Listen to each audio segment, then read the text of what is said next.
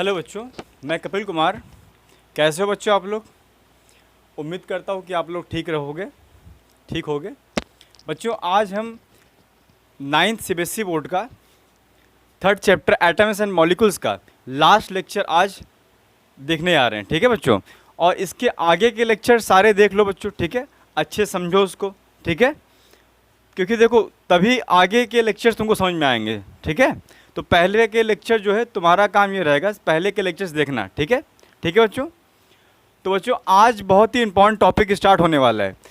मोल की हम बात करते हैं। ठीक है, ये मोल बहुत ही कन्फ्यूजन टर्म है। ठीक है, बहुत सारे स्टूडेंट को क्या होता है, इस पर डाउट्स होता है। ठीक है, इस टॉपिक पे तो आज हम डील करेंगे। बहुत ईजी होता है मोल के बारे में जानना। ठीक है, मोल 7 फंडामेंटल यूनिट में से एक यूनिट ये भी होती है मोल। ठीक है, मोल किसके लिए आता है? मोल जनरली माइक्रोस्कोपिक पार्टिकल्स के लिए आते हैं, क्योंकि माइक्रोस्कोपिक पार्टिकल्स जो होते हैं, जैसे मान लो तुमसे हम कहें कि 1 ग्राम अगर किसी भी सब्सटेंस का लिया जाए तो उसमें एटम्स कितने हैं या मॉलिक्यूल्स कितने हैं। सिंपल सी बात है बच्चों, एटम्स मॉलिक्यूल बहुत ही छोटे होते हैं, बहुत स्मॉल होते हैं। तो 1 ग्राम या 2 ग्राम में मिलियंस ट्रिलियंस पार्टिकल हो सकते हैं। ठीक है, एटम्स या मॉलिक्यूल्स के। तो उनको लिखना, उनको नंबर्स में लिखना ये पॉसिबल नहीं है बार बार। ठीक है बच्चों, तो इसीलिए इसके लिए यूनिट आ जाती है मोल।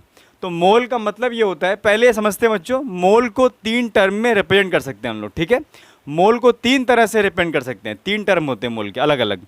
सबसे पहले क्या होता है बच्चों, number of particles. Number of particles के टर्म में मोल को रिप्रेजेंट कर सकते हैं हम लोग। ठीक है, नंबर ऑफ पार्टिकल्स का मतलब ये होता है, पार्टिकल्स पहले भी हम बता चुके हैं बच्चों, पार्टिकल्स एक जनरल टर्म है। Particles atoms, molecules, ions, proton, electron, neutron सबके लिए टर्म यूज हो सकता है पार्टिकल्स। ठीक है, जैसे हम कहें बच्चों स्टूडेंट्स, तो स्टूडेंट्स में तो सभी लोग आ जाते हैं। किसी का नाम रवि है, किसी का नाम श्याम है, किसी का नाम कृष्णा है। ठीक है, तो उसी तरह से पार्टिकल्स क्या है, जनरल टर्म है। ठीक है, अब जैसे मान लो सेकंड क्या है, मास। मास के टर्म में भी एक्सप्रेस कर सकते हैं मोल को। ठीक है, और थर्ड क्या है, वॉल्यूम। वॉल्यूम के टर्म में भी मोल को एक्सप्रेस किया जाता है। लेकिन याद रखना बच्चों, वॉल्यूम के टर्म में एक्सप्रेस तो कर सकते हैं, लेकिन उसके लिए स्टैंडर्ड टेम्परेचर प्रेशर होना चाहिए। इसीलिए देखो ब्रैकेट में हमने क्या लिखा बच्चों, एट एसटीपी। एसटीपी का मतलब ये होता है standard temperature pressure. Standard temperature pressure क्या होता है बच्चों, स्टैंडर्ड टेम्परेचर क्या होता है 273 केल्विन।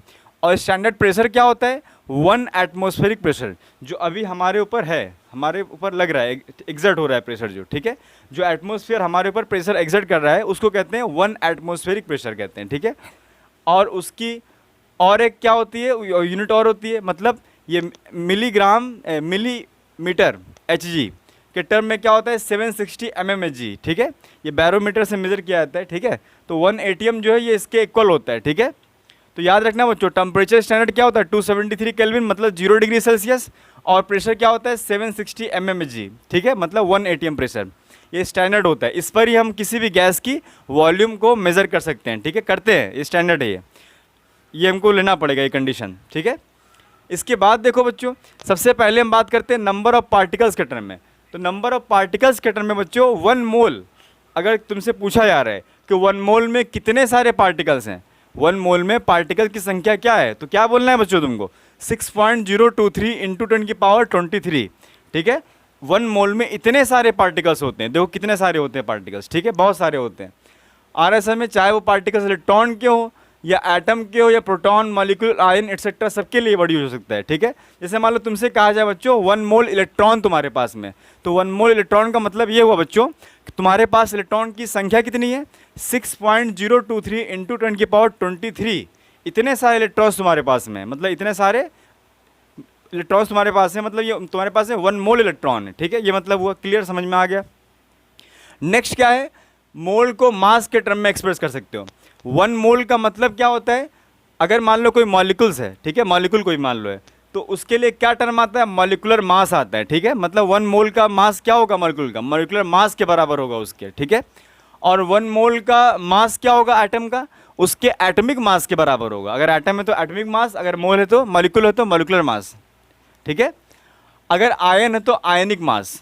ठीक है, और जनरली 1 मोल के मास को हम क्या कह सकते हैं, मोलर मास भी कहते हैं। ठीक है, ये जनरल टर्म है मोलर मास। ठीक है, अब नेक्स्ट बच्चों क्या है, वॉल्यूम एट एसटीपी।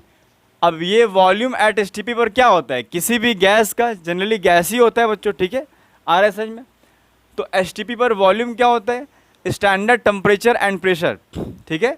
तो स्टैंडर्ड टेम्परेचर प्रेशर तो पहले ही डिस्कस कर चुके हैं बच्चों। और 1 मोल की वॉल्यूम क्या होती है, 1 मोल की वॉल्यूम एसटीपी पर क्या होती है, 22.4 लीटर होती है बच्चों, ठीक है। ये इंपॉर्टेंट है, याद रखना बच्चों, ठीक है। और 1 मोल को 3 तरह से, देखो इस तरह से लिखा गया है, इसमें भी एक्सप्रेस कर सकते हैं, ठीक है। 1 मोल अगर मान लो कोई एटम है तो 1 मोल का मतलब क्या होता है, 1 ग्राम एटम, 1 ग्राम डैश एटम लिखा हुआ है, ये 1 ग्राम एटम नहीं है, 1 अलग है और ग्राम एटम अलग है, ठीक है। आरएसएस में दोनों डिफरेंस है इसमें। 1 ग्राम एटम, ग्राम एटम का मतलब क्या होता है, मोल, मतलब 1 मोल है ये, किसके लिए, एटम के लिए है ये। 1 ग्राम मॉलिक्यूल, तो 1 ग्राम मॉलिक्यूल का मतलब ये हुआ कि 1 मोल किसका है, ग्राम मॉलिक्यूल मतलब मोल, किसका मोल है, लेकिन मॉलिक्यूल का मोल है इस केस में, ठीक है। और 1 ग्राम आयन, तो 1 ग्राम आयन मतलब 1 मोल क्या है यहाँ पर, आयन है, ठीक है। मास में एक्सप्रेस करना मतलब हो तो ऐसे भी लिखा रहता है क्वेश्चन में, ठीक है। तो तुमको समझना है कि 1 ग्राम एटम मतलब 1 मोल के ही बारे में पूछा जा रहा है, ठीक है। 1 ग्राम मॉलिक्यूल पूछा जा रहा है मतलब 1 मोल के ही बारे में पूछा जा रहा है, लेकिन वो मॉलिक्यूल वहाँ पर रहना चाहिए उसके लिए। और 1 ग्राम आयन के बारे में पूछा जा रहा है मतलब 1 मोल आयन के ही लिए पूछा जा रहा है, ठीक है बच्चों। अब हमने देखो बच्चों 3 कंटेनर ले रखा है, एक में क्या अमोनिया गैस है, एक में O2 गैस है, और O2 गैस है, O2 मतलब एक में अमोनिया मतलब मॉलिक्यूल है, ये गैस है। एक O2 मतलब O2 क्या होता है, मॉलिक्यूल होता है, ये गैस है। और एक कंटेनर में क्या है, ऑक्सीजन के एटम है, मॉलिक्यूल नहीं ऑक्सीजन के। मॉलिक्यूल कब होता है, जब O2 लिखा होता है, लेकिन यहाँ पर ऑक्सीजन क्या है, एटम है यहाँ पर बच्चों, इस पर ध्यान देना, ठीक है, क्योंकि यही दोनों कन्फ्यूजन टर्म है ये, ठीक है। मतलब यहाँ तक कि 11-12 में बच्चों को समझ में नहीं आता है, ये सब टर्म कुछ ऐसे हैं, ठीक है। तो ये ऐसा नहीं है कि 9th क्लास सीबीएसई बोर्ड का जो चल रहा है, 9th class atoms and molecules 3rd chapter जो चल रहा है ना, atoms and molecules 9th class का सीबीएसई का, तो इसका मतलब ये नहीं बच्चों कि सिर्फ 9th क्लास को ही देखना है, ठीक है। जो 11-12 में जिनको कंसेप्ट समझ में नहीं आता है बेसिक, वो ये सब देख सकते हैं, सारे बच्चे देख सकते हैं, ठीक है। ऐसा कुछ नहीं होता है, स्पेसिफाइड क्लास कुछ नहीं है, ठीक है। नॉलेज के लिए कोई क्लास नहीं होता है, ठीक है। देखो यहाँ पर बच्चों, अब यहाँ पर देखो बच्चों 3 कंटेनर में 3 तरह की यहाँ पर लिए गए हैं, ठीक है, गैस लिए गए हैं। लेकिन यहाँ पर O2 के मॉलिक्यूल यहाँ पर है, लेकिन यहाँ पर O2 ऑक्सीजन के एटम के फॉर्म में, ठीक है, डिफरेंस है। तो सबसे पहले हम बात कर लेते हैं नंबर ऑफ पार्टिकल्स। मोल को बार बार 3 टर्म में ही एक्सप्रेस करना पड़ता है ज़्यादातर। एक क्या है, नंबर ऑफ पार्टिकल्स। तो नंबर ऑफ पार्टिकल्स के टर्म में अगर हम बात करें तो 1 मोल NH3 इसमें है, तो इसका मतलब ये हुआ कि इस कंटेनर में 6.023 इंटू 10⁻23 क्या है, NH3 के मॉलिक्यूल्स हैं इसमें, इसका मतलब ये हुआ, ठीक है। और 1 मोल O2 इसके अंदर है, इसका मतलब ये हुआ कि इसमें 6.023 इंटू 10⁻23 O2 के मॉलिक्यूल्स हैं इस कंटेनर में, ठीक है। और इसके लिए अगर हम बात करें तो इसका मतलब ये हुआ कि 6.023 इंटू 10⁻23 क्या है इसमें, ऑक्सीजन के एटम्स है इसमें, ठीक है। नेक्स्ट अगर हम बात करते हैं मास की, हम बात करते हैं तो मास की अगर हम बात करें तो सबसे पहले अगर हम बात करें 1 मोल NH3 का मास क्या होगा बच्चों, सिंपल सी बात है बच्चों। NH3 होता क्या है, NH3 एक मॉलिक्यूल है, ठीक है। तो ऑब्वियसली इसके लिए कौन सा टर्म आएगा, मॉलिक्यूलर मास टर्म आएगा।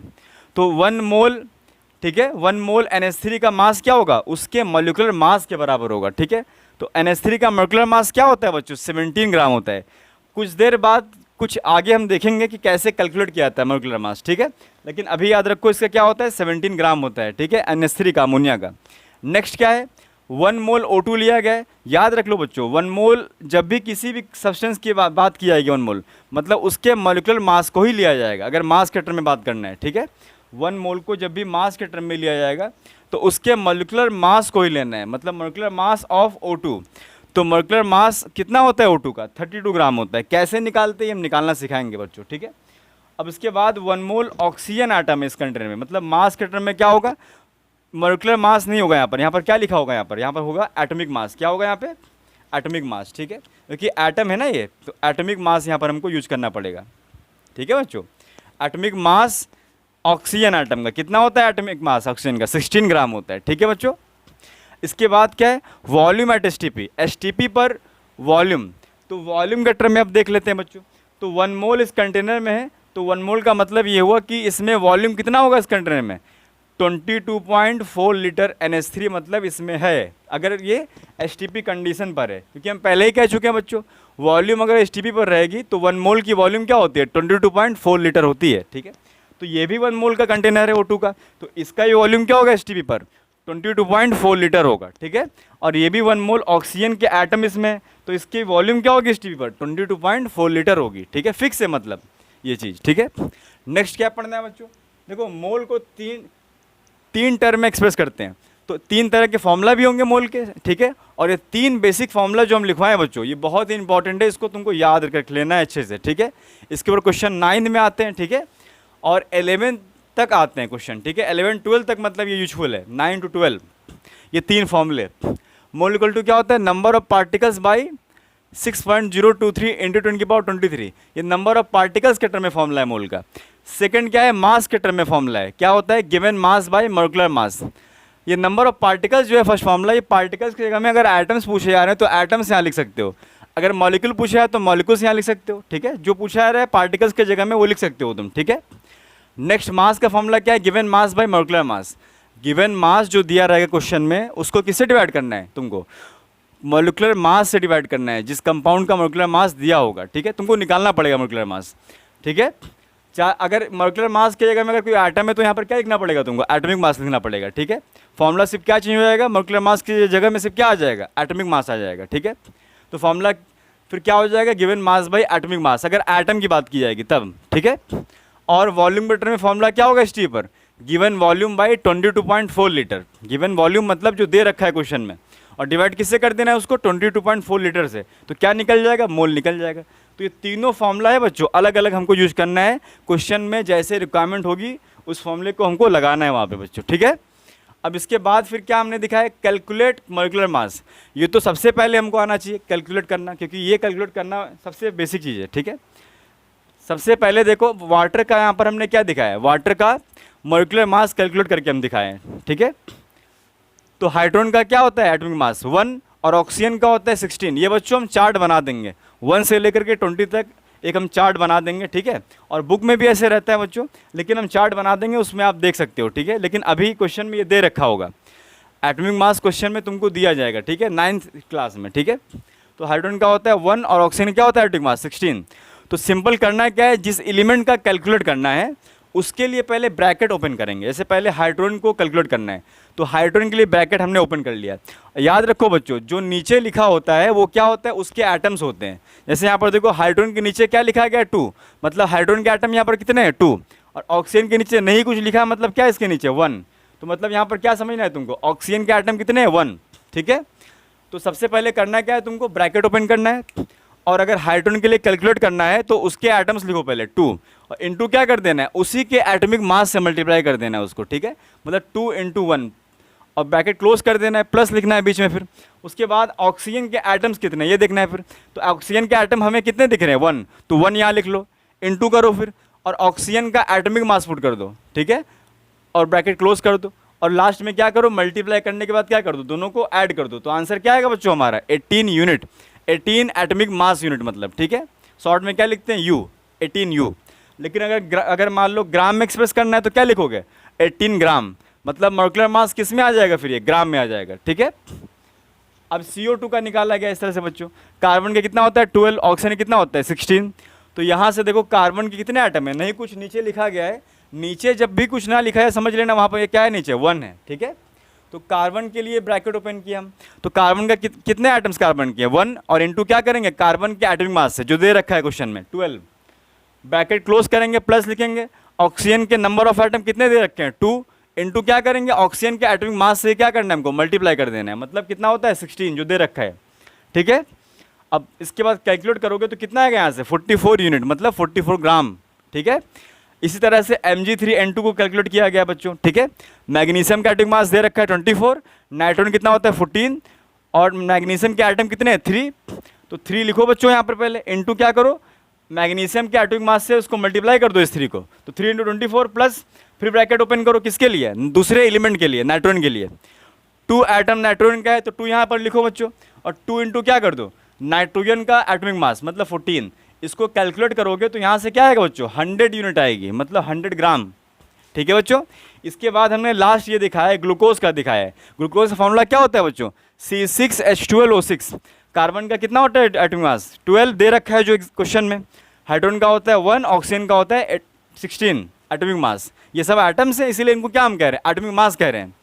अब इनको जोड़ करके क्या निकालते हैं मॉलिक्यूलर मास निकाल देते हैं, क्योंकि एटम्स जब जुड़ते हैं इकट्ठे होते हैं तभी तो मॉलिक्यूल बनाते हैं, तो उसको क्या कह देते हैं, मॉलिक्यूलर मास कह देते हैं फिर, ठीक है। तो एटम्स जिनका जो है, और इनके एटम्स कितने कार्बन के हैं, 6, तो 6 यहाँ पुट किए हम यहाँ पर, और इनटू क्या करेंगे, कार्बन के ही एटॉमिक मास से मल्टीप्लाई करना है इसको, मल्टीप्लाई ब्रैकेट दे दिए, फिर प्लस का हाइड्रोजन के एटम्स कितने हैं बच्चों, 12 इनटू हाइड्रोजन का ही एटॉमिक मास कितना होता है, 1 दे रखा है, ब्रैकेट क्लोज, फिर प्लस, फिर ब्रैकेट ओपन करना है, फिर ऑक्सीजन के एटम्स कितने दे रखे हैं, 6 इनटू ऑक्सीजन का एटॉमिक मास कितना होता है बच्चों, 16 दे रखा है यहाँ पे, 16 यहाँ पर लिखो, मल्टीप्लाई करो और उसके बाद ऐड कर दो बच्चों, उसके बाद क्या आ जाएगा आंसर इसका, 180 यूनिट, मतलब 180 ग्राम, ग्राम के टर्म में। इसके बाद बच्चों हमने ये दिखाया है राइट डाउन द नेम, ठीक है, नेम लिखना है तुमको, मॉलिक्यूलर फॉर्मूला दे रखा है, ठीक है, मतलब name, write down the formula होगा यहाँ पर बच्चों, ठीक है, नेम नहीं होगा, नेम तो दे रखा है, क्या होगा यहाँ पर हमको फॉर्मूला कैलकुलेट करना है, ठीक है, फॉर्मूला, ठीक है, मतलब केमिकल कंपाउंड जो हैं उनके नेम दिए रहेंगे, उनका फॉर्मूला हमको कैलकुलेट करना है, ठीक है बच्चों। इसके लिए बच्चों सबसे पहले वाले लेक्चर में तुमको जाना है और सारे रेडिकल्स को क्या करना है, तुमको अच्छे से लर्न कर लेना है, ठीक है बच्चों। उसके बाद ये तुम्हारे लिए बहुत आसान हो जाएगा, ठीक है। पहला क्वेश्चन क्या है बच्चों, कॉपर 2 सल्फेट। कॉपर 2 सल्फेट का मतलब ये होता है बच्चों कि कॉपर की वैलेंसी यहाँ पर कितनी दे रखी है, 2, तो कॉपर के ऊपर हमें क्या लिखना है, 2 प्लस, प्लस का मतलब ये होता है कि कॉपर मेटल है, ठीक है, तो कॉपर 2 प्लस। उसके बाद सल्फेट, सल्फेट की क्या होती है, फॉर्मूला क्या होता है, SO4, और उसकी वैलेंसी क्या होती है, 2 माइनस, SO4 और ब्रैकेट में क्या लिखेंगे, 2 माइनस। इसके बाद बच्चों क्या होता है, वैलेंसी क्रॉस ओवर होती है, मतलब जिसकी वैलेंसी जो है वो दूसरे के नीचे लिखा जाएगा, ठीक है। जैसे कॉपर की वैलेंसी क्या होती है, 2 प्लस, तो ये अच्छा प्लस माइनस नहीं लिखते बच्चों, ठीक है, सिर्फ नंबर को देखना है।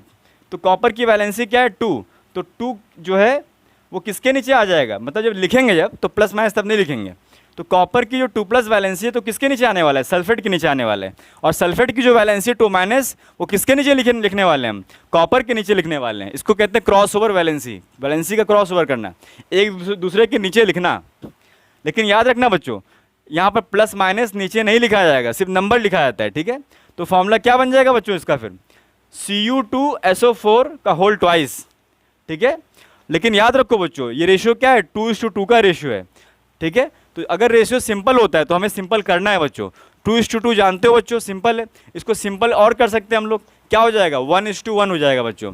तो ये 1:1 मतलब क्या हो जाएगा, फिर से Cu SO4, समझ में आ रहा है, इससे क्या लिख सकते हैं हम लोग, Cu SO4, क्योंकि यहाँ पर क्या हो चुका है बच्चों, यहाँ पर 1 आ चुका है, यहाँ भी क्या आ चुका है, 1 आ चुका है, लेकिन 1 को तो लिखते नहीं हम लोग, इसीलिए सिंपली क्या लिखा हुआ था यहाँ पर, Cu SO4 लिखा हुआ था, ठीक है। और देखते हैं एग्जाम्पल एक बच्चों, ठीक है, कुछ एग्जाम्पल और देखते हैं। अब इसके बाद देखो बच्चों, इसके बाद फिर दिखा जा रहा है बच्चों सोडियम बाइकार्बोनेट, क्या देखा जा रहा है बच्चों, सोडियम बाइकार्बोनेट, ठीक है। तो सोडियम बाइकार्बोनेट का फॉर्मूला कैलकुलेट करना है बच्चों हमको, ठीक है। तो सबसे पहले देखो बच्चों, सोडियम का सबसे पहले हमको पहले वैलेंसी पता होना चाहिए, ठीक है। सोडियम की वैलेंसी क्या होती है, Na+1, और बाइकार्बोनेट की वैलेंसी क्या होती है बच्चों, HCO3-1, ठीक है बच्चों। अब ये +1 और इसकी वैलेंसी क्या है बाइकार्बोनेट की, -1, ये एक दूसरे के नीचे क्या आने वाली है, ठीक है, लेकिन प्लस माइनस का साइन नहीं लिखते हैं बच्चों, ठीक है। तो ये 1 बाइकार्बोनेट के नीचे आने वाला है और ये बाइकार्बोनेट का 1 सोडियम के नीचे आने वाला है, तो फॉर्मूला क्या बन जाएगा, Na1HCO3 का होल 1, लेकिन याद रखो बच्चों 1 को नहीं लिखा जाता है, तो फॉर्मूला क्या बन जाएगा, NaHCO3 बन जाएगा, ठीक है बच्चों। इसके बाद नेक्स्ट एग्जाम्पल क्या है बच्चों, नेक्स्ट एग्जाम्पल है ऑरिक क्लोराइड, क्या एग्जाम्पल है बच्चों, ऑरिक क्लोराइड, ठीक है। तो ऑरिक क्लोराइड जो एग्जाम्पल है, ऑरिक मतलब क्या होता है, ऑरिक में गोल्ड की वैलेंसी क्या होती है, +3 होती है बच्चों, मतलब Au+3। तो यहाँ पर देखो बच्चों हमने क्या लिखा, Au+3, और क्लोराइड की वैलेंसी क्या होती है, Cl1-, तो Cl1- Au3+, गोल्ड की वैलेंसी 3+, क्लोरीन के नीचे, और क्लोरीन की 1- वैलेंसी गोल्ड के नीचे। तो यहाँ से फॉर्मूला क्या बन जाएगा बच्चों, Au1Cl3। तो 1:3 जो है वो अपने आप में सिंपल रेशियो है, और इसीलिए हमने यहाँ पर क्या लिखा, AuCl3, लेकिन 1 को हमने नहीं लिखा क्योंकि 1 को नहीं लिखा जाता है, ठीक है। इसके बाद फिर क्या है बच्चों, lead-4 ऑक्साइड। lead-4 ऑक्साइड का मतलब ये हो बच्चों, लेड की वैलेंसी, लेड की वैलेंसी यहाँ पर क्या दे रखी है बच्चों, 4, और लेड का सिंबल क्या होता है, Pb। तो क्या समझना है बच्चों को, Pb4, और लेड मेटल होता है इसलिए क्या लिखेंगे, Pb4+ लिखेंगे बच्चों, ठीक है। और ये चार्ट पहले ही हमने लिखवा चुके हैं, ठीक है। तो क्या हो जाएगा, Pb4+, और ऑक्साइड क्या है यहाँ पर, फॉर्मूला क्या होता है, O2-, ठीक है बच्चों। तो ऑक्साइड O2-, तो यहाँ से फॉर्मूला क्या बन जाएगा, लेड की वैलेंसी 4 किसके नीचे, ऑक्सीजन के नीचे, ऑक्सीजन की वैलेंसी 2 माइनस मतलब 2 लेड के नीचे। तो यहाँ क्रॉस ओवर करने के बाद ये फॉर्मूला क्या बना बच्चों, Pb2O4 बना। तो Pb2O4 में हम क्या देख रहे हैं बच्चों, लेड और ऑक्सीजन का जो अनुपात है, जो रेशियो है क्या है, 2:4 का है। तो 2:4 को बच्चों हम सिंपल कर सकते हैं और क्या हो जाता है बच्चों, 1:2 हो जाता है। 2:4 क्या हो जाएगा, 1:2, क्योंकि 2 से क्या हो जाएगा, कैंसिल हो जाएंगे दोनों 2 से, तो 1:2 बन जाएगा। तो इसका मतलब क्या लिख सकते हैं बच्चों, PbO2। समझ में आ रहा है बच्चों। अब इसके बाद बच्चों हम मोल के कुछ न्यूमेरिकल्स करवाएं हम, ठीक है। तो मोल के जो 3 फॉर्मूला बेसिक थे, इनके ऊपर न्यूमेरिकल्स हम करवाएं, ठीक है बच्चों। तो इनके ऊपर न्यूमेरिकल्स जो हम लिखवाए हैं, हमने करवाए हैं। तो पहला क्वेश्चन क्या है बच्चों, 4.4 ग्राम ऑफ CO2 अगर लिया जाए तो कैलकुलेट क्या करना है हमें, इसमें मोल कितने सारे होंगे, 4.4 ग्राम CO2 में कितने सारे मोल्स होंगे। तो सिंपल सी बात है बच्चों, अगर हमें क्या दे रखा है, 4.4 ग्राम दे रखा है, ग्राम मतलब क्या है बच्चों, मास हमें दे रखा है। तो अगर हमें मास दे रखा है, मोल को निकालना है, तो हमें कौन सा फॉर्मूला लगाना पड़ेगा बच्चों, जो मोल के मास वाले फॉर्मूला को लगाना पड़ेगा। तो कौन सा फॉर्मूला लगेगा बच्चों, सेकंड फॉर्मूला लगेगा। मोल इक्वल टू क्या होता है बच्चों, given mass by molecular mass, क्योंकि हमें मास दे रखा है बच्चों, इसीलिए ये फॉर्मूला लगाना है। अगर वॉल्यूम दे रखा होता तो वॉल्यूम के फॉर्मूला को लगाते, मतलब थर्ड फॉर्मूला लगाते बच्चों, ठीक है। गिवन वॉल्यूम बाई 22.4 लीटर ये लगाना पड़ता है फिर, लेकिन अभी हमें मास के फॉर्मूला को लगाना है बच्चों, ठीक है। तो सबसे पहले क्या होता है बच्चों, देखो यहाँ पर कार्बन का एटॉमिक मास दे रखा है और ऑक्सीजन का भी दे रखा है क्वेश्चन में, ठीक है बच्चों। तो यहाँ पर हम जानते हैं कि मोल इक्वल टू क्या होता है, मोल निकालने का फॉर्मूला क्या होता है बच्चों, given mass by molecular mass. Molecular mass CO2 का यहाँ पर कैलकुलेट करेंगे, जो पहले हम लोग सीख चुके हैं कैलकुलेट करना, ठीक है। क्या निकला बच्चों, 44 ग्राम। और मोल यहाँ पर क्या हो जाएगा बच्चों, फिर गिवन मास कितना दे रखा है, गिवन मास 4.4 ग्राम। 4.4 ग्राम को हम यहाँ पर पुट करेंगे गिवन मास की जगह, और डिवाइड किससे करेंगे बच्चों, 44 ग्राम से डिवाइड करेंगे। तो इसको सॉल्व करने पर क्या आएगा बच्चों, 0.1 मोल आ जाएगा, ठीक है बच्चों। इसके बाद बच्चों क्या गिवन है क्वेश्चन में, 1.7 ग्राम अमोनिया अगर तुम्हारे पास में है, अमोनिया मतलब NH3, ठीक है। तो मोल कितने होंगे इसमें, 1.7 ग्राम में मोल कितने होंगे। और क्या पूछा जा रहा है बच्चों, इसमें नंबर ऑफ अमोनिया के मॉलिक्यूल कितने होंगे, ठीक है बच्चों। तो बच्चों देखो मोल का फॉर्मूला यहाँ पर भी क्या लगेगा, यहाँ पर भी फॉर्मूला कौन सा लगेगा, यहाँ पर देखो मास दे रखा है, 1.7 ग्राम का मतलब मास दे रखा है, तो मास का फॉर्मूला लगेगा बच्चों यहाँ पर मोल के टर्म में, ठीक है। मोल के लिए मास का फॉर्मूला लगेगा यहाँ पर मोल, ठीक है, मास वाला फॉर्मूला। तो फॉर्मूला क्या होता है इसका, given mass by molecular mass. तो सबसे पहले हमको NH3 का मास कैलकुलेट करना पड़ेगा बच्चों अलग से, ठीक है, क्योंकि यहाँ पर गिवन है यहाँ पर एटॉमिक मास। तो मॉलिक्यूलर मास NH3 कितना निकला बच्चों, 17 ग्राम निकला, ठीक है बच्चों। तो यहाँ से मोल इक्वल टू क्या होता है formula, given mass by molecular mass. तो गिवन मास कितना दे रखा है बच्चों क्वेश्चन में, 1.7 ग्राम। तो 1.7 ग्राम को ऊपर पुट करो और मॉलिक्यूलर मास को जो यहाँ से हम निकालें उसको यहाँ पुट करो 17। तो 1.7 बाई 17 इसको ये सॉल्व करोगे बच्चों तो क्या आएगा, 0.1 मोल आएगा, क्या आएगा 0.1 मोल, ठीक है बच्चों। इसके बाद हमें क्या कैलकुलेट करना है बच्चों, नंबर ऑफ NH3 के मॉलिक्यूल कैलकुलेट करना है बच्चों। जब भी नंबर, अगर ये नंबर पूछा है तुमसे, number of atom, number of molecules, तो हमेशा से याद रखना बच्चों कौन सा फॉर्मूला लगने वाला है, पहला वाला फॉर्मूला, मतलब number of particles by 6.023 into 10⁻23, ठीक है। तो हम ये फॉर्मूला लगाना पड़ेगा हमको। तो मोल इक्वल टू क्या लिखेंगे बच्चों, लेकिन यार पार्टिकल नहीं लिखेंगे बच्चों, पार्टिकल एक जनरल टर्म है, पहले हम कह चुके हैं। तो क्या लिखेंगे इसके लिए, नंबर ऑफ NH3 मॉलिक्यूल, और डिवाइड किससे करेंगे, 6.023 इंटू 10⁻23। तो यहाँ से मोल कितना दे रखा है बच्चों, कितना निकला अभी बच्चों, 0.1 मोल। तो 0.1 मोल इसके हमने पुट किया, और ये जो है पूरी क्वांटिटी ये क्या हो जाएगी, मोल से मल्टीप्लाई हो जाएगी, जानते हो बच्चों, है ना, मैथ का रूल है। तो ये मल्टीप्लाई हो गया इसके साथ में, और यहाँ से फिर हमने क्या लिख दिया, नंबर ऑफ NH3 मॉलिक्यूल। और इसके बाद फिर इसको सॉल्व करोगे बच्चों तो क्या आएगा, 6.023 10⁻22। ये क्या निकला बच्चों, NH3 का, NH3 मॉलिक्यूल्स इतने सारे होंगे किसमें, 1.7 ग्राम अमोनिया में, ठीक है बच्चों। तो बच्चों आपको अगर ये क्लास अगर आपको समझ में आया, ये लेक्चर समझ में आया, तो हमारे चैनल को बच्चों सब्सक्राइब करना मत भूलिएगा, ठीक है। लाइक करो, शेयर करो, सब्सक्राइब करो। मैं कपिल कुमार, ठीक है, मैं फिर से आपके सामने हाजिर होता हूँ, ठीक है, एक नए वीडियोज़ के साथ में, ठीक है, एक नए टॉपिक के साथ में नया वीडियोज़ लेकर के आऊँगा, ठीक है बच्चों। आ रहा है समझ बच्चों। और हमारे पहले के नोट्स सारे पढ़ते रहो बच्चों, ठीक है। और ये चैनल को जिनको ज़रूरत है बच्चों, ठीक है, जो फाइनेंशियली प्रॉब्लम है जिनके घर में, ठीक है, जिनके लिए फ़ीस का प्रॉब्लम होता है, ठीक है, बहुत सारे ऐसे बच्चे, तो उनको फॉरवर्ड करो बच्चों, ठीक है, और जिन्हें कंसेप्ट में प्रॉब्लम होता है, बेसिक कंसेप्ट में, ठीक है, ऐसे सारे बच्चे मतलब, ठीक है, आ रहे बच्चों समझ में?